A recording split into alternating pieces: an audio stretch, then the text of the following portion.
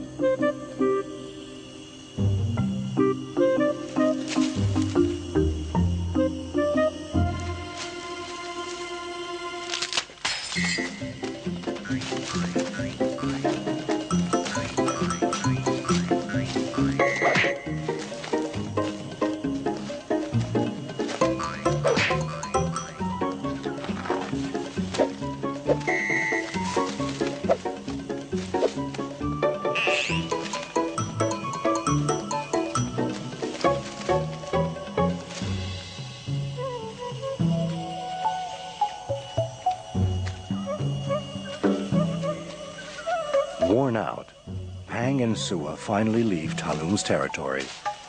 Though victorious, he is rather disappointed. Maybe he was starting to enjoy himself.